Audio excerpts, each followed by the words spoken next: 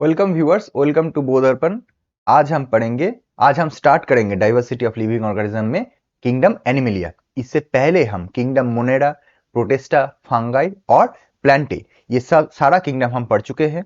Video channel में है, जो नहीं देखे हैं वो चैनल में जाके वीडियो देख सकते हैं। आज हम स्टार्ट करेंगे जो 5 किंगडम क्लासिफिकेशन था, उसका जो लास्ट क्लासिफिकेशन है वो है किंगडम एनिमिलिया। तो देखते हैं किंगडम एनिमिलिया का जो कैरेक्टरिस्टिक्स होगा वो हम क्या देखेंगे। These are eukaryotic organisms. Obviously kingdom Animalia जो है वो यूकैरियोटिक ऑर्गेनिज्म होगा, मतलब कि ये बहुत ही एडवांस होगा, प्रिमिटिव नहीं होगा, प्रोकैरियोटिक नहीं होगा। इसमें जो सेल ऑर्गेनल्स है वो एक सेल मेम्ब्रेन के थ्रू, वो सेल ऑर्गेनल्स का जो मेम्ब्रेन है वो मेम्ब्रेन के थ्रू बंधा हुआ रहेगा, न्यूक्लियर मेम्ब्रेन प्रेजेंट होगा और ये एडवांस होगा, इसलिए इसको यूकैरियोटिक ऑर्गेनिज्म, मतलब कि बहुत ही एडवांस ऑर्गेनिज्म है ये। हेटेरोट्रॉफिक मतलब ये अपना खाना खुद प्रोड्यूस नहीं कर सकता है। प्लांटे डिवीजन में जो था वो ऑटोट्रॉफिक था, वो अपना खाना खुद से प्रोड्यूस कर सकता था। लेकिन ये है एनिमलिया किंगडम, इनमें सब है हेटेरोट्रॉफिक, मतलब अपना खाना खुद प्रोड्यूस नहीं कर सकता, अपना खाने के लिए किसी दूसरे के ऊपर ये निर्भर रहता है।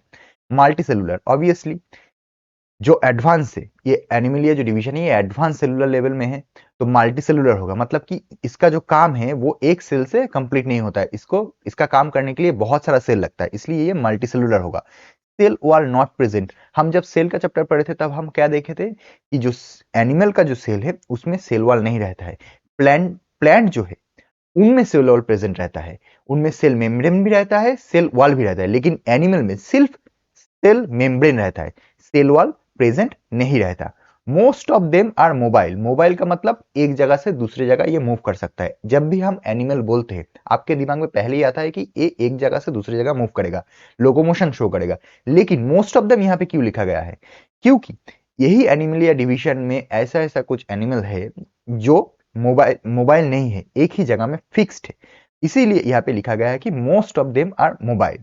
तो ये था एनिमलिया का छोटा सा एक कैरेक्टरिस्टिक्स। और आज जो एनिमलिया डिवीजन है उसका जो पहला हम पढ़ेंगे वो है पॉरीफेरा, जो कि सेलुलर लेवल, मतलब कि इनमें कोई ऑर्गन नहीं होगा, सिर्फ सेल प्रेजेंट होगा। ये जो डायग्राम है ये आप अपने वीडियो पॉज करके अपने नोटबुक में लिख लीजिए, क्योंकि ये डायग्राम, ये जब वीडियो धीरे धीरे आएगा तब आपको काम में लगेगा। तो चलिए शुरू करते हैं। किंगडम एनिमलिया किंगडम का जो पहला डिवीजन है वो है किंगडम पॉरीफेरा। किंगडम पॉरीफेरा, इसका कुछ कैरेक्टरिस्टिक्स हम देखेंगे, उससे पहले हम जानेंगे कि पॉरीफेरा का मतलब क्या है। पॉरी और फेरा। पॉरी का मतलब है होल्स और फेरा का मतलब है बेयरर। मतलब कि जिन जिन एनिमल में पोर्स है, पोर्स बियरर एनिमल को हम कहते हैं Porifera. Word Porifera means organism with holes. Organisms with holes मतलब कि ऐसा कुछ ऑर्गेनिज्म जिसके अंदर होल्स होगा। होल्स और pores all over the body which leads to a canal system that help in circulating water and food. ये diagram अब देखिए, इसके अंदर एक बड़ा सा होल आपको दिख रहा होगा और उसके बॉडी में छोटा छोटा बहुत सारा होल है। होल्स और pores all over the body, वहीं पे लिखा गया है कि ऑल ओवर द बॉडी इसके होल्स होगा, छोटा छोटा पोर्स होगा। वो जो पोर्स है और होल्स है वो एक बड़ा सा होल में पहुंचाएगा और leads to a canal system that help in circulating water and food. मतलब कि वाटर एंड फूड जो है, ये जो पोर्स है ये सर्कुलेट करने में हेल्प करेगा। Pores leads to a big body cavity called spongocoel. मतलब कि ये जो छोटा छोटा पोर्स है वो एक बड़ा बॉडी कैविटी में जाएगा, उसको हम क्या कहेंगे? उसको हम कहेंगे स्पॉन्जोसील।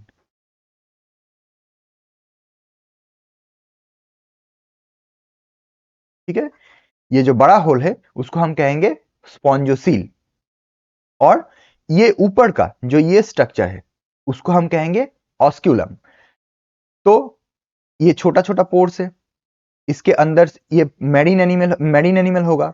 तो मैरीन एनिमल का मतलब पानी में रहेगा, तो पानी के थ्रू जब पानी इसके अंदर से